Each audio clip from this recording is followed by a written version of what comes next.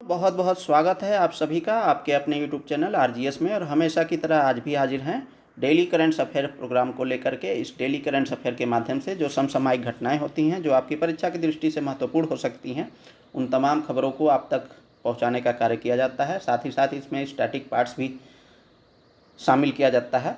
और इस daily current affair में एमसीक्यू के माध्यम से खबरों तक पहुंच बनाई जाती है, ताकि आप एग्ज़ाम हॉल में ज़्यादा से ज़्यादा प्रश्नों को सही कर सकें।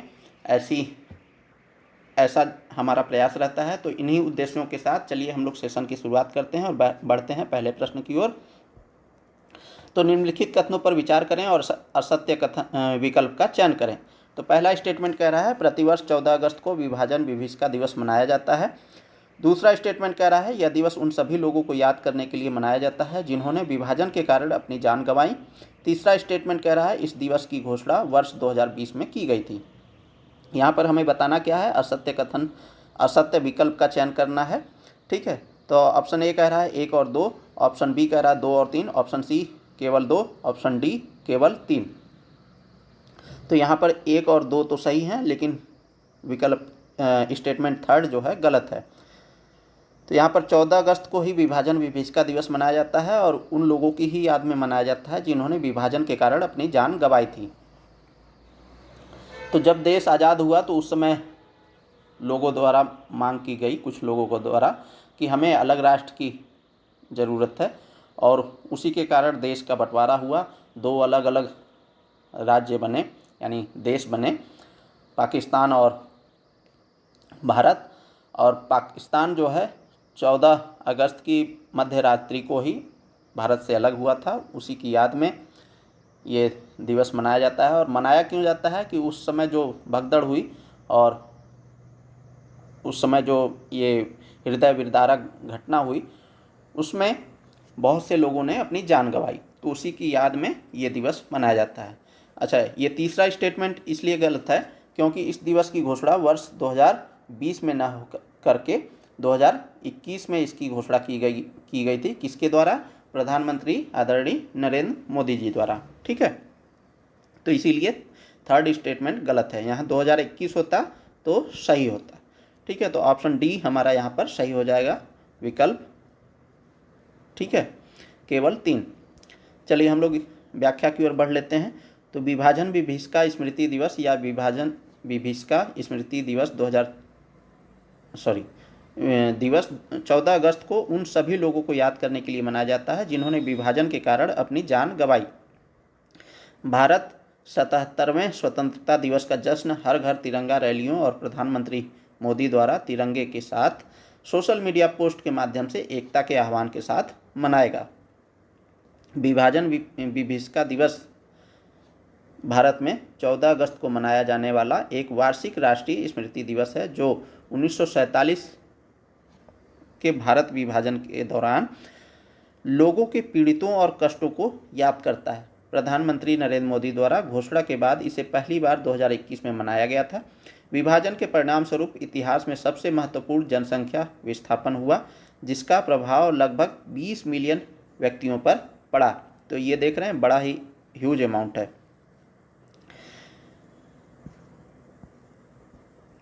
दिन की प्रारंभिक घोषणा के दौरान इस दिन की प्रारंभिक घोषणा के दौरान एक आधिकारिक सरकारी घोषणा में कहा गया कि अनेक परिवारों को अपने पारिवारिक गांवों, कस्बों और शहरों को छोड़ना पड़ा तथा शरणार्थी के रूप में एक नई यात्रा शुरू करने के लिए मजबूर होना पड़ा। विभाजन विभीषिका स्मृति दिवस हमें सामाजिक विभाजन और वैमनस्य के जहर को दूर करने तथा एकता, सामाजिक सद्भाव और मानव सशक्तिकरण की भावना को और मजबूत करने की आवश्यकता की याद दिलाता है। चलिए अगले प्रश्न की ओर बढ़ें। तो पार्थेनियम किस वन्य जीव अभयारण्य में सबसे गंभीर खतरे के रूप में सामने आया है? तो पार्थेनियम क्या है? एक प्रकार का घास है, और यह मुख्य रूप से गेहूं की किस्म थी। जब हरित क्रांति का दौर था तो उस समय जो है अमेरिका से गेहूं जब मंगाया गया था, उसी दौरान यह जो है खरपतवार आया था, और जिसके कारण अब यह जो है खतरे का रूप ले लिया है और ये किस वन्य जीव अभयारण्य में सबसे गंभीर खतरे के रूप में सामने आया है? तो ऑप्शन ए कह रहा है काजीरंगा वन्य जीव अभयारण्य, ऑप्शन बी गिर वन्य जीव अभयारण्य, ऑप्शन सी रणथंभौर वन्य जीव अभयारण्य, ऑप्शन डी पोबीतोरा वन्य जीव अभयारण्य। तो यह जो है किसमें जो है गंभीर रूप से खतरे के रूप में सामने आया है?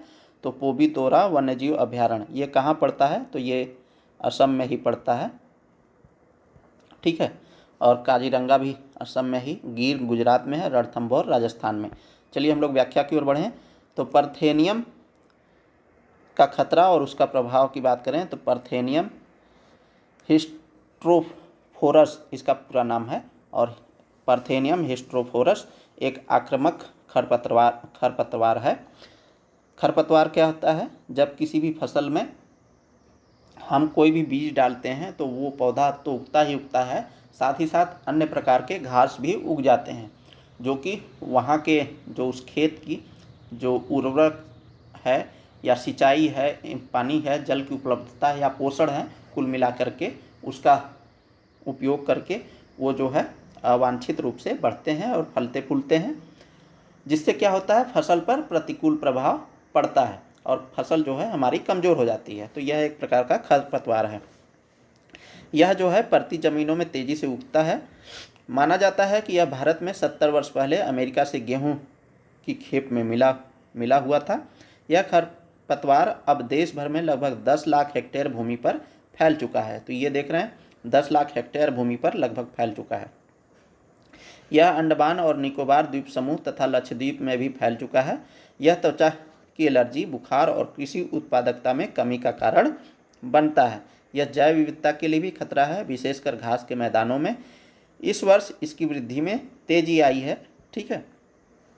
अब हम लोग पोबीतोरा वन्यजीव अभयारण्य के बारे में देख लेते हैं और वहाँ पर ये पार्थेनियम किस प्रकार से जो है खतरे का कारण बना हुआ है। तो पोबीतोरा वन्यजीव अभयारण्य असम में स्थित है। अभयारण्य विश्व में एक सींगे वाले गैंडे यानी वन हॉर्न्ड राइनो के सबसे अधिक घनत्व वाला क्षेत्र के रूप में जाना जाता है। कौन सा? पोबीतोरा वन्यजीव अभयारण्य। और यह जो है काजीरंगा वन्यजीव अभयारण्य जो है वो भी एक सींग गैंडे वाले के रूप में जाना जाता है। काजीरंगा में जो है सर्वाधिक संख्या है गेंडे की, एक सींग वाले गेंडे की, ठीक है। लेकिन घनत्व की बात करें तो वो पोबीतोरा है। घनत्व क्या होता है? प्रति 1 वर्ग किलोमीटर में उपस्थित गेंडों की संख्या, तो वो घनत्व कहलाएगा, ठीक है। गेंडे की यह 11 प्रकार की स्वदेशी घासों पर निर्भर करते हैं। पिछले 2 से 3 वर्षों में पार्थेनियम का फैलाव चिंताजनक रूप से बढ़ा है। अभियान के दौरान कर्मचारियों को एलर्जी से बचाने के लिए विशेष सावधानियां बरती गई हैं। वहां पर पार्थेनियम का उन्मूलन के लिए अभियान भी चलाया गया है। अभियान का उद्देश्य केवल खरपतवार हटाना ही नहीं बल्कि गैंडे के आवास में सुधार करना, मिट्टी की नमी बनाए रखना और इकोसिस्टम की कैरिंग कैपेसिटी को बढ़ाना। तो कैरिंग कैपेसिटी क्या होता है? जैसे कोई ये क्षेत्र है, मान लीजिए यहाँ पर जितने भी पेड़ पौधे हैं, ठीक है, या जो भी संसाधन है जैसे पानी हो गया, अन्य खाद्य पदार्थ हो गए, ठीक है। तो मान लीजिए यहाँ पर 100 प्रजातियाँ रहती हैं और किसी कारणवश यहाँ पर 100 प्रजातियाँ और माइग्रेट करके आ गई, तो कुल मिलाकर के 200 प्रजातियाँ हो गई। तो ये जो क्षेत्र है ये सिर्फ 100 के लिए ही जो है उपयुक्त था, यानी 100 प्रजातियाँ ही वहाँ पर सर्वाइव कर सकती थी। लेकिन यहाँ पर 100 अत्यधिक मात्रा में प्रजातियाँ आ गई हैं, तो यानी कि कुल जब 200 प्रजातियाँ निवास कर रही हैं तो जाहिर सी बात है वहाँ पर खाद्यान्न संकट उभरेगा और जैव विविधता के लिए और साथ ही साथ आहार चक्र के लिए भी वो खतरा का विषय रहेगा। तो इसमें इकोसिस्टम की कैरिंग कैपेसिटी को बढ़ाना है, ये भी इसका उद्देश्य है। चलिए अगले प्रश्न की ओर बढ़ें। हाल ही में आरबीआई ने किस पेमेंट बैंक को भुगतान एग्रीगेटर का लाइसेंस जारी किया है? तो किसे जारी किया है? ऑप्शन ए कह रहा है Paytm, option B GPay, option C Cred, option D WhatsApp. तो देखिए अभी जो है ये पेटीएम को जारी किया गया है आरबीआई द्वारा, किसका भुगतान एग्रीगेटर का लाइसेंस दिया गया। इसके पूर्व भी 2022 में पेटीएम ने अप्लाई किया था, लेकिन उस समय आरबीआई ने उसे निरस्त कर दिया था। अभी फिर जो है ये पेटीएम को ये लाइसेंस मिल चुका है। चलिए हम लोग व्याख्या की ओर बढ़ते हैं। तो भुगतान एग्रीगेटर यानी पीए के बारे में बात करें तो पीए यानी पेमेंट एग्रीगेटर, जिसे मर्चेंट एग्रीगेटर के रूप में भी जाना जाता है, एक तृतीय पक्ष सेवा प्रदाता है। यानी कि कोई ए व्यक्ति है सामान बना रहा है, ये कोई बी व्यक्ति है सामान खरीद रहा है। तो मान लीजिए कि ये ए व्यक्ति सामान बनाने वाला है, उत्पादक है, और ये बी है उपभोक्ता है। ये बी पेमेंट करना चाह रहा है तो किसी के माध्यम से करेगा, ठीक है। मान लीजिए यहाँ पर आ गया पेटीएम, तो पेटीएम के थ्रू इसने पेमेंट किया और यहाँ पर ये चला गया, ठीक है। तो ये क्या है, ये थर्ड पार्टी हो गया सेवा, ठीक है, जो व्यापारियों को अपनी वेबसाइट या ऐप में एकीकृत करके ग्राहकों से भुगतान स्वीकार करने की अनुमति देता है।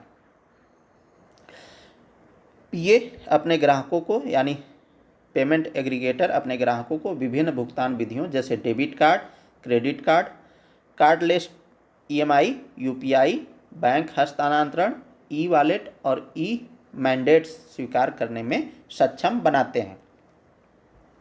तो मल्टी पर्पज रूप में यानी मल्टी मॉडल रूप में ये जो है पेमेंट करने की सुविधा प्रदान करते हैं पेमेंट एग्रीगेटर।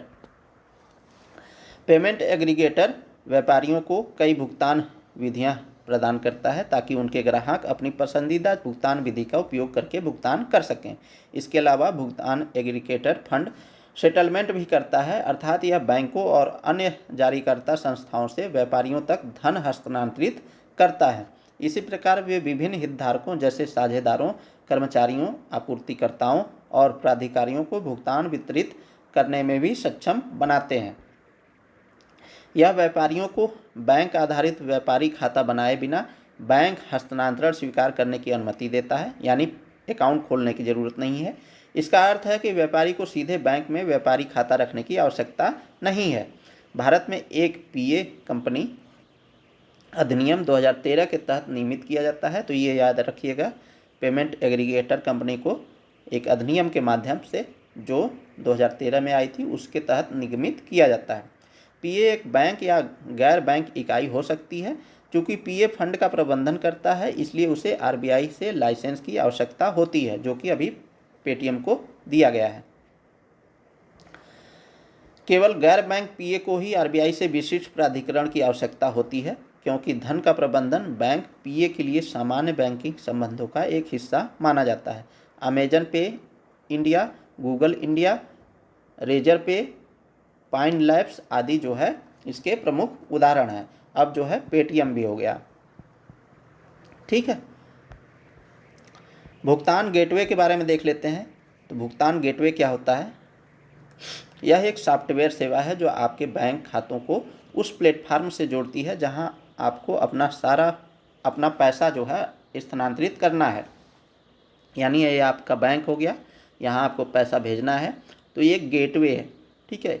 तो इस गेटवे के माध्यम से आप जो है उस प्लेटफार्म पर जाते हैं। जैसे मान लीजिए अमेजन पर जाना है तो वो गेटवे के माध्यम से होता है, भुगतान गेटवे के माध्यम से।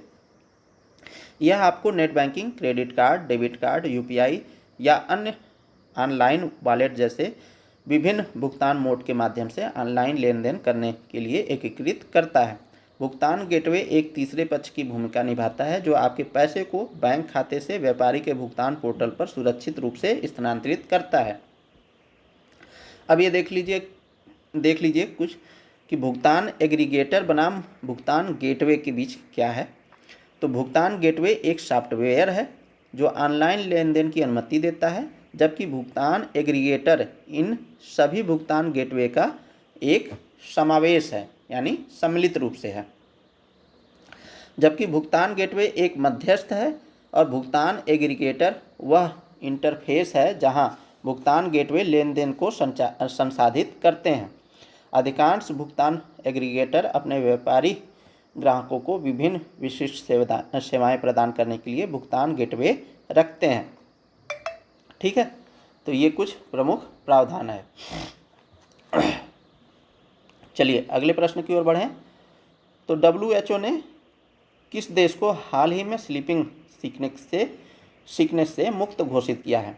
तो स्लीपिंग सिकनेस क्या है? एक प्रकार की बीमारी है और ये प्रोटोजोवा जनित बीमारी है और एक प्रकार का पैरासाइट होता है। ठीक है, प्रोटोजोवा पैरासाइट से ये बीमारी होता है स्लीपिंग सिकनेस।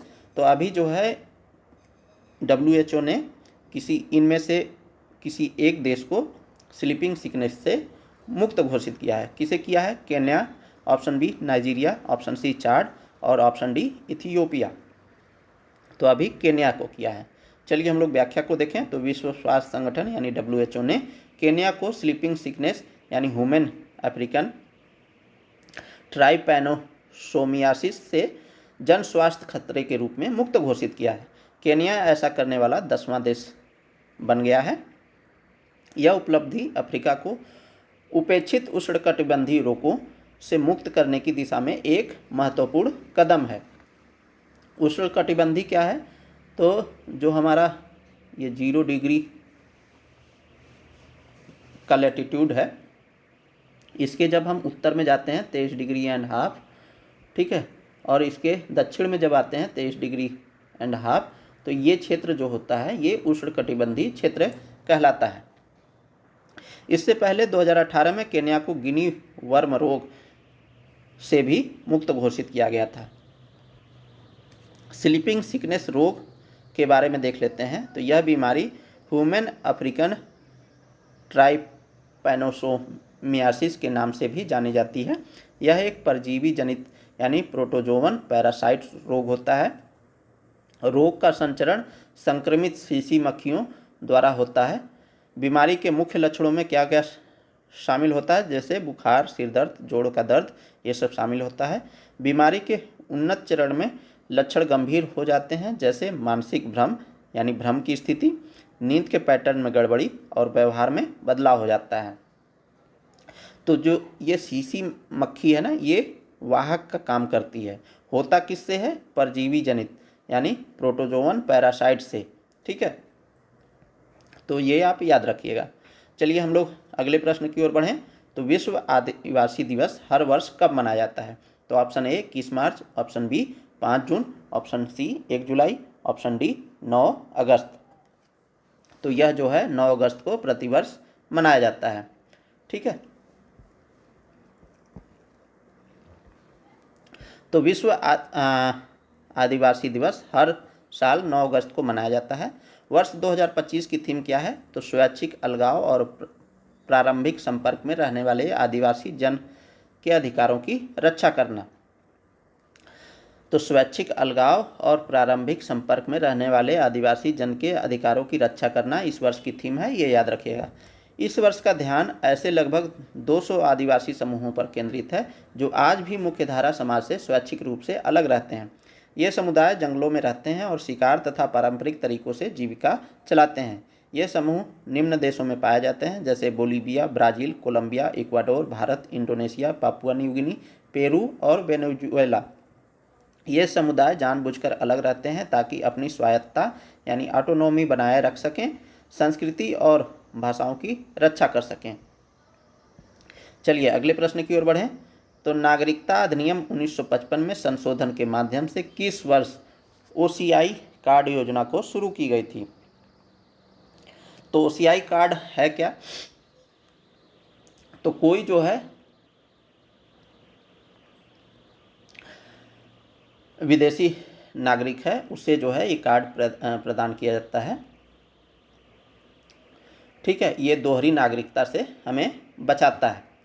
ठीक, तो यह योजना कब शुरू की गई थी? Option A 1956, option B 2015, option C 2005, option D 2020। तो यह जो है 2005 में शुरू की गई थी।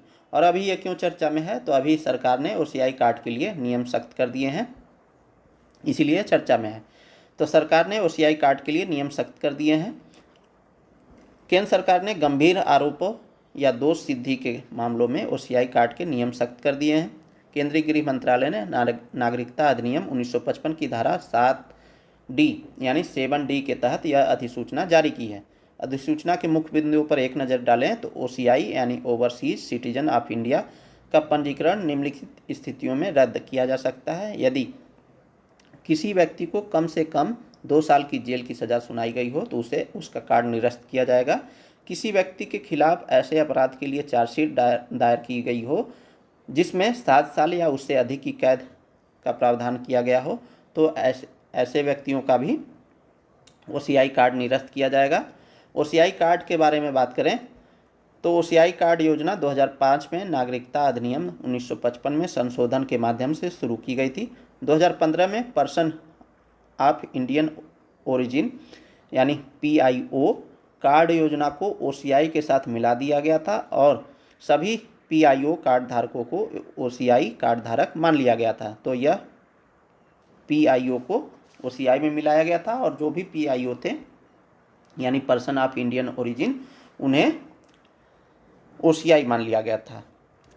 ओसीआई कोई दोहरी नागरिकता नहीं है, यह राजनीतिक अधिकार प्रदान नहीं करता है। ओसीआई पंजीकरण रद्द करने के आधार क्या क्या हैं तो धोखाधड़ी से पंजीकरण लिया गया हो तब रद्द हो सकता है, भारत के संविधान के प्रति असंतोष प्रकट किया हो तब यह रद्द हो सकता है, भारत की संप्रभुता अखंडता सुरक्षा या विदेशों से मैत्रीपूर्ण संबंधों तथा लोकहित के लिए आवश्यक हो आदि के संदर्भ में भी यह निरस्त किया जाता है। ओसीआई कार्ड धारकों को मिलने वाले लाभ क्या होते हैं तो ओसीआई कार्ड धारकों को आजीवन वीज़ा की सुविधा उपलब्ध है, वे भारत में कई बार आ जा सकते हैं। वास्तव में यह बहुउद्देशीय कार्ड है तो एक प्रकार से वीज़ा दिया जाता है। भारत में किसी भी अवधि के लिए ठहरने हेतु विदेशी क्षेत्रीय पंजीकरण अधिकारी या विदेशी पंजीकरण अधिकारी के पास पंजीकरण कराने से छूट मिलती है। आर्थिक वित्तीय और शिक्षा से जुड़े क्षेत्रों में उन्हें अनिवासी भारतीयों यानी NRIs के समान सुविधाएं दी जाती है। हालांकि ओसीआई कार्ड धारकों को भारत में कृषि भूमि या बागान जैसी परिसंपत्तियों की खरीद की अनुमति नहीं होती है। ओसीआई के रूप में पंजीकरण के लिए पात्रता क्या होती है तो कोई भी विदेशी नागरिक यानी ओसीआई के रूप में पंजीकरण के लिए पात्र है यदि वह 26 जनवरी 1950 को या उसके बाद भारत के नागरिक थे या 26 जनवरी 1950 को भारत के नागरिक बनने के पात्र थे या उस क्षेत्र से संबंधित थे जो 15 अगस्त 1947 के बाद भारत का हिस्सा बना या उपर्युक्त दोनों पात्रताओं के तहत आने वाले नागरिकों की संतान या पोते पोती या परपोते पोती या एक नाबालिग बच्चा जिसके दोनों माता पिता भारत के नागरिक हैं या माता पिता में से कोई एक भारत की या का नागरिक है या भारत के नागरिक का विदेशी मूल की पति पत्नी या ओसीआई कार्ड धारक का की विदेशी मूल का पति पत्नी जिनका विवाह पंजीकृत हो कम से कम 2 वर्ष तक अस्तित्व में रहा हो। तो ये थोड़ा सेंटेंस आराम से पढ़िएगा। अपवाद इसमें क्या है तो यह व्यक्ति को पाकिस्तान बांग्लादेश या किसी ऐसे अन्य देश का नागरिक है या रहा है जिसे केंद्र सरकार राजपत्र में अधिसूचना द्वारा निर्दिष्ट कर सकती है वह ओसीआई के लिए पात्र नहीं है। तो ये इसका अपवाद है। चलिए अगले प्रश्न की ओर बढ़ें। निम्नलिखित में से कौन सा से देश फिलीपींस का के रणनीतिक साझेदार है या हैं तो Bharat, option B Japan, option C Vietnam, option D उपयुक्त सभी। तो यहाँ पर ऑप्शन डी सही हो जाएगा, उपयुक्त सभी। भारत फिलीपींस रणनीतिक साझेदारी संपन्न हुई। फिलीपींस के राष्ट्रपति फर्डिनेंड मार्कोस जूनियर ने अगस्त 2025 में भारत का राजकीय दौरा किया। 8 अगस्त 2025 को समाप्त हुआ। भारत की पहली आधिकारिक यात्रा थी राष्ट्रपति बनने के बाद किनकी फर्डिनेंड मार्कोस की। भारत और फिलीपींस ने एक रणनीतिक साझेदारी समझौते पर हस्ताक्षर किए। भारत फिलीपींस का 5वां रणनीतिक साझेदार बना। इससे पहले जापान, वियतनाम, ऑस्ट्रेलिया और दक्षिण कोरिया ये जो है फिलीपींस का रणनीतिक साझेदार देश था। अब भारत भी इसका सदस्य रणनीतिक साझेदार देश बन गया है। दोनों देशों ने तीनों सेनाओं और कोस्ट गार्ड के बीच सहयोग बढ़ाने हेतु टर्म ऑफ रेफरेंस साझा किए हैं। भारत फिलीपींस रणनीतिक साझेदारी की बात करें तो द्विपक्षीय व्यापार वर्तमान में $3.3 बिलियन है, अपेक्षाकृत कम है, लेकिन प्रौद्योगिकी और फार्मा क्षेत्रों में निवेश और सहयोग बढ़ रहे हैं। चलिए अगले प्रश्न की ओर बढ़ें। तो विश्व शेर दिवस, ठीक है, कब मनाया जाता है, प्रतिवर्ष कब मनाया जाता है? तो ये ऑप्शन ए कह रहा है 10 अगस्त, ऑप्शन बी 11 अगस्त, ऑप्शन सी 12 जुलाई, ऑप्शन डी 13 अगस्त। तो यह जो है प्रतिवर्ष 10 अगस्त को मनाया जाता है। ऑप्शन ए हमारा यहाँ सही हो जाएगा, ठीक है। चलिए हम लोग व्याख्या को देखें। तो विश्व शेर दिवस हर साल 10 अगस्त को मनाया जाता है। भारत में एशियाटिक शेरों की संख्या 891 है। ये संख्या याद रखिएगा, 891। यह जो है वर्ष 2020 की तुलना में 32% की वृद्धि को दर्शाता है। पिछले एक दशक में 70% अधिक वृद्धि हुई है। वृद्धि जो है गिर गुजरात के केंद्रित संरक्षण प्रयासों की वजह से संभव हो पाया है। गुजरात अब भी एशियाटिक शेरों का एकमात्र प्राकृतिक निवास स्थान बना हुआ है। शेरों की वर्तमान रेंज 11 जिलों में फैली हुई है, जो 35,000 वर्ग किलोमीटर क्षेत्र में विस्तारित है। लायन प्रोजेक्ट की घोषणा प्रधानमंत्री नरेंद्र मोदी ने 2020 के स्वतंत्रता दिवस पर की थी। यह एक 10 वर्षीय यानी योजना है और इसके तहत जो है 2,927.71 करोड़ की व्यय राशि निर्धारित की गई थी। इसका उद्देश्य क्या है? तो शेरों के लिए आवास विस्तार, स्वास्थ्य देखभाल और सामुदायिक भागीदारी के माध्यम से शेरों की कालिक सुरक्षा सुनिश्चित करना है। वारदा वन्यजीव अभयारण्य देवभूमि द्वारका गुजरात में स्थित है। यह जो है 192 वर्ग किलोमीटर में है। वारदा को एशियाटिक शेरों का दूसरा घर बनाया जा रहा है, जहां अब 17 शेर हैं, जिनमें 6 वयस्क और 11 शावक शामिल हैं। शावक क्या होते हैं? जो शेरों के बच्चे होते हैं। गुजरात सरकार ने 248 हेक्टेयर भूमि को सफारी पार्क के लिए आवंटित किया है। केंद्र सरकार ने बारडा सफारी पार्क और चिड़ियाघर के लिए सैद्धांतिक मंजूरी दी है। यह क्षेत्र द्वारका, पोरबंदर, सोमनाथ टूरिस्ट सर्किट के निकट स्थित है, ठीक है। तो ये था दोस्तों आज के लिए डेली करंट अफेयर का प्रोग्राम। मिलते हैं किसी अन्य वीडियो में, तब तक के लिए बहुत बहुत धन्यवाद, बहुत बहुत शुक्रिया। जय हिंद दोस्तों।